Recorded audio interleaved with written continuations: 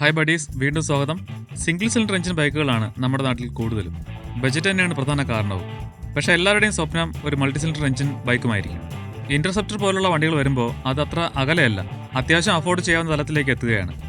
സിയും പവറും വിലയും കൂടിയ വണ്ടികൾ മിക്കതും 2, 3, 4, 6 സിലിണ്ടർ ഉള്ളതായിരിക്കും.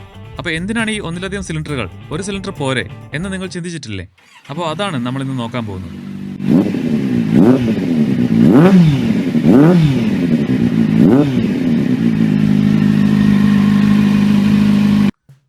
എഞ്ചിൻ എങ്ങനെ വർക്ക് ചെയ്യുന്നു നമുക്കറിയാം. നമ്മുടെ ചാനലിൽ വീഡിയോയും ചെയ്തിട്ടുണ്ട്. അതിൽ സിംഗിൾ സിലിണ്ടറിനെ കുറിച്ചാണ് പറഞ്ഞത്. അപ്പോൾ മൾട്ടി സിലിണ്ടർ എന്ന് പറയുമ്പോൾ അങ്ങനത്തെ ഒന്നിലധികം സിലിണ്ടറുകൾ ചേർന്നത് എന്ന് സിമ്പിളായി പറയാം. എഞ്ചിൻ പവർ കൂടുന്നത് നോർമലി സി കൂടുമ്പോഴാണ്. പവറും സിയും കൂടുതലുള്ള വണ്ടികൾ സിലിണ്ടറുകൾ കൂടുതലുള്ള എഞ്ചിനുമാവും.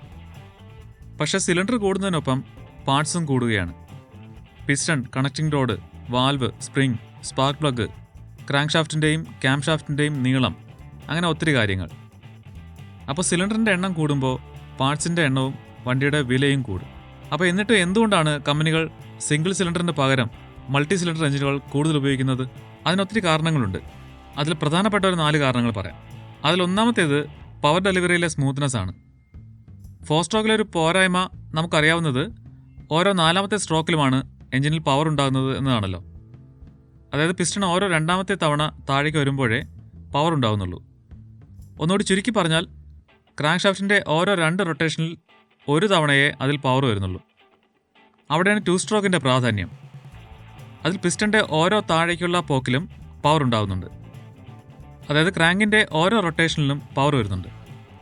അപ്പോൾ 4 സ്ട്രോക്കിൽ ഈ ഒന്നിന് പകരം 2 സിലിണ്ടർ ആയാൽ 2 സിലിണ്ടറിൻ്റെയും പവർ സ്ട്രോക്കുകൾ ക്രമീകരിച്ച് 2 സ്ട്രോക്കിലെ പോലെയുള്ള പവർ ഡെലിവറി ക്രാങ്കിൽ ഉണ്ടാക്കിയെടുക്കാൻ കഴിയും. അതായത് 2 സ്ട്രോക്കിലെ പോലെ ക്രാങ്കിൻ്റെ ഓരോ തവണത്തെ കറക്കത്തിലും പവർ ഉണ്ടാകും. ഇത് എഞ്ചിൻ്റെ മുന്നിൽ നിന്ന് നോക്കുമ്പോഴുള്ള വ്യൂ ആണ്. ഇങ്ങനെയാവുമ്പോഴേ കൂടുതൽ സിലിണ്ടറുകളെ കാണിക്കാൻ പറ്റും. ക്രാങ്ക് ഷാഫ്റ്റ്, അതിൻ്റെ ഒരു വശത്തായി ക്രാങ്ക് പിൻ, സിലിണ്ടർ, ക്രാങ്ക് പിന്നിൽ കണക്റ്റിംഗ് റോഡ് വരും.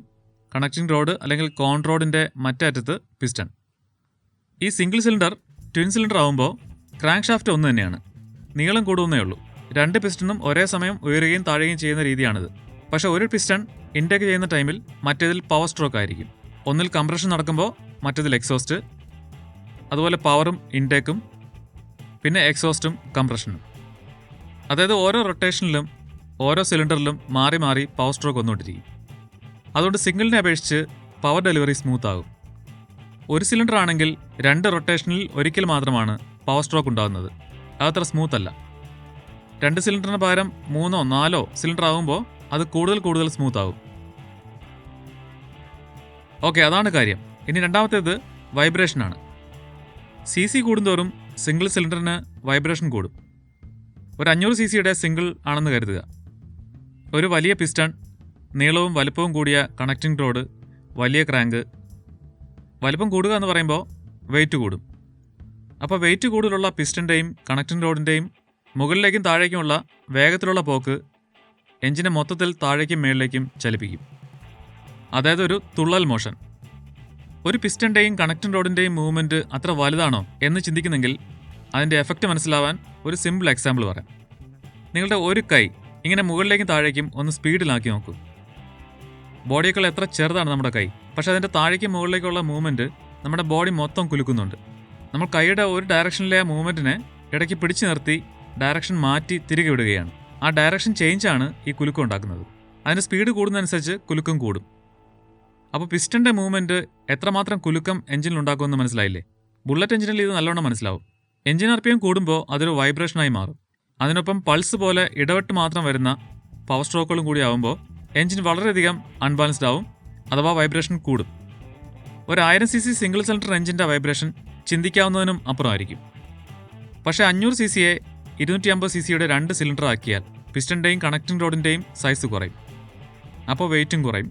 കുറഞ്ഞ വെയിറ്റിൻ്റെ മുകളിലേക്കും താഴേക്കുമുള്ള പോക്ക് മുതലുള്ള വൈബ്രേഷനും കുറവായിരിക്കും. പിന്നെ നേരത്തെ പറഞ്ഞ പോലെ ക്രാങ്കിലെ പവർ പൾസുകൾ 2 റൊട്ടേഷനിൽ ഒരിക്കലല്ല, ഓരോ റൊട്ടേഷനിലും ആവും ട്വിൻ സിലിണ്ടറിൽ. എല്ലാം കൂടി എഞ്ചിൻ വൈബ്രേഷൻ ഒത്തിരി കുറയ്ക്കും. സിലിണ്ടർ കൂടുന്തോറും അത് കുറഞ്ഞുകൊണ്ടിരിക്കും. സിംഗിൾ സിലിണ്ടർ എഞ്ചിനിൽ കൗണ്ടർ ബാലൻസിങ് ഷാഫ്റ്റ് വെച്ച് വൈബ്രേഷൻ കുറേയൊക്കെ കുറയ്ക്കാൻ പറ്റും. പക്ഷേ അതേ ബാലൻസർ ട്വിൻ സിലിണ്ടറിൽ വെച്ച് വൈബ്രേഷൻ അതിനേക്കാളും കുറയ്ക്കാം. 4 സിലിണ്ടർ ആകുമ്പോൾ ബാലൻസർ ഒന്നുമില്ലാതെ തന്നെ എൻജിൻ വൈബ്രേഷൻ ഫ്രീ ആവും. അപ്പോൾ വൈബ്രേഷൻ കുറഞ്ഞ് എൻജിൻ സ്മൂത്ത് ആവും എന്നതാണ് മൾട്ടി സിലിണ്ടർ ആകുമ്പോൾ ഉള്ള രണ്ടാമത്തെ ബെനിഫിറ്റ്. മൂന്നാമത്തേതും ഏറ്റവും പ്രധാനപ്പെട്ടതും പവറും ടോപ്പ് സ്പീഡുമാണ്. സിലിണ്ടർ കൂടുന്തോറും മാക്സിമം പവറും RPMഉം ഒപ്പം ടോപ്പ് സ്പീഡും കൂടിക്കൊണ്ടിരിക്കും. ഇപ്പോൾ പറഞ്ഞ വൈബ്രേഷൻ തന്നെയാണ് CC കൂടിയ സിംഗിൾ സിലിണ്ടറിൻ്റെ പവർ മെയിനായിട്ടും കുറയ്ക്കുന്നത്. ഉണ്ടാകുന്ന എനർജി കുറേ വൈബ്രേഷനായി വേസ്റ്റ് ആവും. പിന്നെ ഈ വൈബ്രേഷനുകൾ കൊണ്ട് പീക്ക് RPM അല്ലെങ്കിൽ മാക്സിമം RPM CC കൂടിയ സിംഗിളിൽ കുറയും. ടോർക്ക് ഇൻറ്റു RPM ആണ് പവർ എന്ന് നമുക്കറിയാം. അപ്പോൾ RPMൻ്റെ കുറവ് പവർ കുറയ്ക്കും. അല്ലെങ്കിലും വൈബ്രേഷൻ കൂടുതലുള്ള എൻജിൻ ആരും ഒരുപാട് RPMലേക്ക് റേസ് ചെയ്യുകയില്ല. ഇപ്പോൾ 500 cc ഒറ്റ സിലിണ്ടർ എന്ന് പറയുമ്പോൾ 8.6 സെൻറ്റിമീറ്റർ ബോറും 8.6 സെൻറ്റിമീറ്റർ സ്ട്രോക്കും ഉള്ളതായിട്ട് കണക്കാക്കാം. ബോറും സ്ട്രോക്കും സെയിം ആണെന്ന് കണക്കാക്കുകയാണെങ്കിൽ അപ്പോൾ CC കണക്കാക്കുമ്പോൾ 499 cc എന്ന് വരും. ഇതിനെ 2 സിലിണ്ടറുകളാക്കിയാൽ ബോറും സ്ട്രോക്കും പകുതിയാവില്ല, 6.82 സെൻറ്റിമീറ്റർ വീതമാവാം. അപ്പോൾ 249 cc ആവും. സ്ട്രോക്ക് എന്ന് പറയുന്നത് പിസ്റ്റൺ സഞ്ചരിക്കുന്ന ദൂരമാണല്ലോ. അതായത് സ്ട്രോക്ക് കുറഞ്ഞിരുന്നാൽ പിസ്റ്റണ് കുറച്ച് ദൂരം സഞ്ചരിച്ചാൽ മതി ഓരോ സ്ട്രോക്കും പൂർത്തിയാക്കാൻ. അതായത് ഒരേ RPMൽ 250 cc പിസ്റ്റൻ്റെ സ്പീഡിനേക്കാൾ കൂടിയ സ്പീഡിൽ മൂവ് ചെയ്യേണ്ടി വരും 500 cc പിസ്റ്റണ്. കൂടിയ പിസ്റ്റൺ സ്പീഡ് തേയ്മാനവും വൈബ്രേഷനും കൂട്ടുന്നതിൻ്റെ കൂടെ എൻജിൻ RPM കൂടുന്നതിനെ തടയുകയും ചെയ്യും. പക്ഷേ സ്ട്രോക്ക് കുറഞ്ഞ മൾട്ടി സിലിണ്ടർ എൻജിൻ ഈസിയായി കൂടിയ RPMലേക്ക് റെവ് ചെയ്യും. അതാണ് 4 സിലിണ്ടർ എൻജിനുകൾക്ക് സിംഗിൾ സിലിണ്ടറിനേക്കാൾ കൂടിയ മാക്സിമം RPM ഉള്ളത്.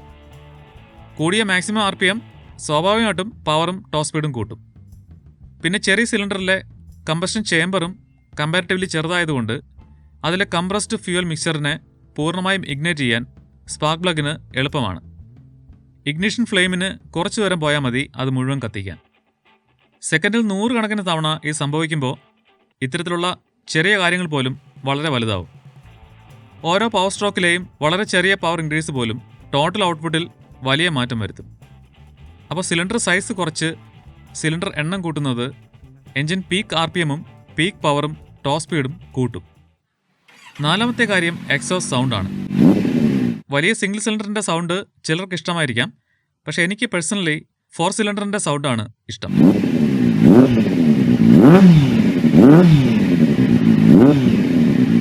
എന്തായാലും മിനിമം ഒരു ട്വിൻ സിലിണ്ടർ എങ്കിലും ആയാൽ എൻജിൻ സൗണ്ട് എന്തുമാത്രം സ്വീറ്റ് ആകും എന്ന് ഇന്റർസെപ്റ്റർ 650യുടെ സൗണ്ട് കേട്ടാൽ മനസ്സിലാവും.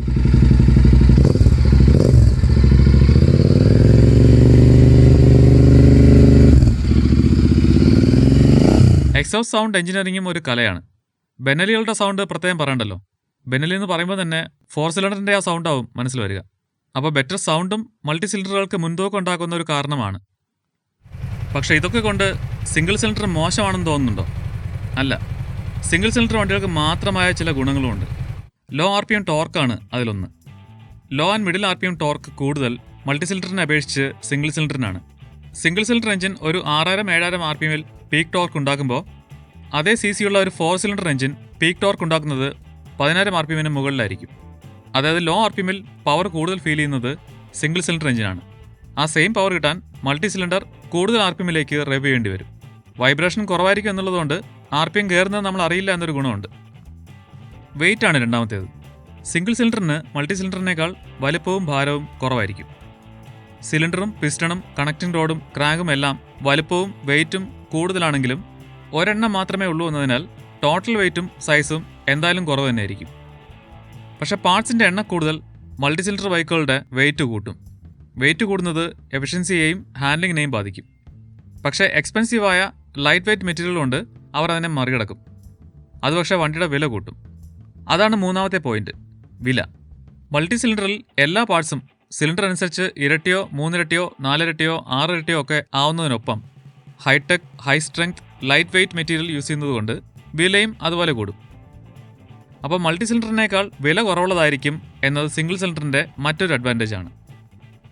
സിംഗിൾ സിലിണ്ടറിന് അനുകൂലമായ നാലാമത്തെ പോയിന്റ് സിംപ്ലിസിറ്റിയാണ്. സിംഗിൾ ആകുമ്പോൾ എല്ലാം സിംഗിളായിരിക്കും. പിസ്റ്റൺ, കണക്റ്റിംഗ് റോഡ്, ഒരു സെറ്റ് വാൽവ്, ട്വിൻ സ്പാർക്ക് അല്ലെങ്കിൽ ഒരു സ്പാർക്ക് പ്ലഗ്, അങ്ങനെ നേരത്തെ പറഞ്ഞതെല്ലാം. അതുകൊണ്ട് മെയിൻ്റനൻസ് ഈസിയാവും, ചിലവും കുറയും. അതായത് CC കുറവും ഒരു ബജറ്റിൽ വിൽക്കാനുള്ളതുമായ ബൈക്കുകൾ സിംഗിൾ സിലിണ്ടറും ഹൈ പവറും ടോപ്പ് സ്പീഡും നല്ല എക്സോസ്റ്റ് സൗണ്ടും വില ഒരു പ്രശ്നമല്ലാത്തതും ഒപ്പം CC കൂടിയതുമായ വണ്ടികൾ മൾട്ടി സിലിണ്ടറുമായിരിക്കും. ഇനി ഏത് ടൈപ്പ് എഞ്ചിനാണ് ഏറ്റവും നല്ലത് എന്നൊരു ചോദ്യം വന്നാൽ അത് നമ്മുടെ യൂസേജ് അനുസരിച്ചിരിക്കും എന്നാണ് ഉത്തരം. നേരത്തെ പറഞ്ഞ പോലെ ബജറ്റ് ഒന്നാമത്തെ കാര്യം. പിന്നെ ഡെയിലി യൂസിന്, അതായത് ജോലിക്ക് പോയവരാണൊക്കെ പോലത്തെ റൈഡുകൾക്കും ഓഫ് റോഡിനും ഒക്കെ പറ്റിയത് സിംഗിൾ സിലിണ്ടർ ബൈക്കുകൾ തന്നെയാണ്. കാരണം ലൈറ്റ് വെയ്റ്റും ലോ ആൻഡ് ടോർക്കും. പക്ഷേ ലോങ് ട്രിപ്പുകൾക്ക് നല്ല ടോപ്പ് എൻഡ് വേണ്ടെടുത്ത് ഹൈ RPM പവർ കൂടുതലുള്ള വെയിറ്റ് കൂടിയ മൾട്ടി സിലിണ്ടർ ബൈക്കാണ് ഏറ്റവും ചേരുന്നത്. അതിൻ്റെ പൊട്ടൻഷ്യൽ മുഴുവൻ യൂസ് ചെയ്യാനും പറ്റും.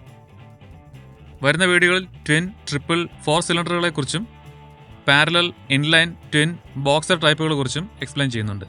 അതിന് മുന്നോടിയായിട്ടാണ് ഈ വീഡിയോ ചെയ്തത്. അപ്പോൾ അടുത്ത വീഡിയോ ഉടനെ ഉണ്ടാവും. Thank you for your support and thanks for watching.